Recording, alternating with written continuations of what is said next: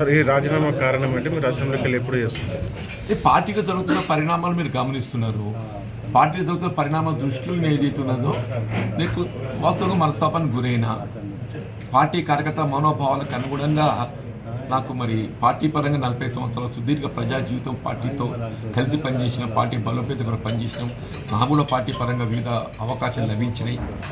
కానీ చివరిగా ఏదైతున్నదో ఇవాళ ఈ తీసుకున్న నిర్ణయంతో అంటే వాస్తవంగా రాష్ట్రంలో కాంగ్రెస్ ప్రభుత్వం సుస్థిరంగా ఉన్నది. 65 సంఖ్యాబలం ఉన్నది. Any day 7 MIM member, there is no scope of they are saving together with BJP. CPI యొక్క సభ్యుడు ఉన్నాడు. మనకు కావాల్సింది ప్రజా విధానాలపై మనం ప్రజానీకం యొక్క మెప్పు పొందే ప్రయత్నం చేయాలి. ఆ ప్రయత్నం జరుగుతున్నది. ఆ ప్రయత్నం జరుగుతున్న తరుణం లోపల మళ్ళీ మనం ఏదైతే ఉందో వాస్తవంగా వీళ్ళ మొన్నటి పార్లమెంట్ ఎన్నికల్లో అఖిల భారత కాంగ్రెస్ పార్టీ ప్రధానంగా ఏదైతుందో దేశంలో ఉన్న పరిస్థితులను పరిగణలోకి తీసుకుంటూ నాడు రాజీవ్ గాంధీ గారు ఏదైతే ఈ యాంటీ డిఫెక్షన్ లా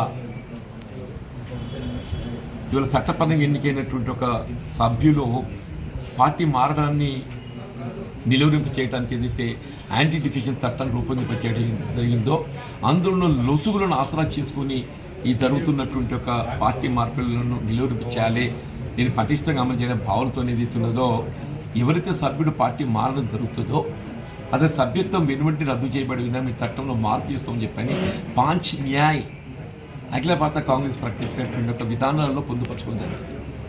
దానికి భిన్నంగా వీళ్ళ జరుగుతున్న పరిణామాలు చూస్తుంటే నేను వాస్తవంగా మనస్తాపానికి గురవుతున్న, జీర్ణించుకోలేకపోతున్నాను. నేను వీళ్ళ పార్టీ పరంగా నాకు లభించినటువంటి ఒక హోదా, ఆ హోదాలో ఉండి నేను విభేదించడం సమంజసం కాదు. పార్టీ పరంగా లభించినట్టు హోదాను ఉంటూ నేను విభేదించడం సరైనదని చెప్పి నేను భావించాను. ఇంతవరకు అదే విధంగా క్రమశీలన గల కార్యకర్తగా నేను నిధులు కాబట్టి ఎమ్మెల్సీకి ఇది రాజీనామా చేయడానికి ఆలోచనకు వస్తుంది. సరే, ఈరోజు చేయబోతున్న రాజీనామా అది చైర్మన్ గారు ఏదైతుందో వారు అందుబాటులో లేరు. ఎవరికి ఫోన్ చేసి టైం అడిగితే వారు ఏదైతుందో నేను అందుబాటులో లేను, వాళ్ళు నేను మండలి రావటం లేదు అని చెప్పినారు.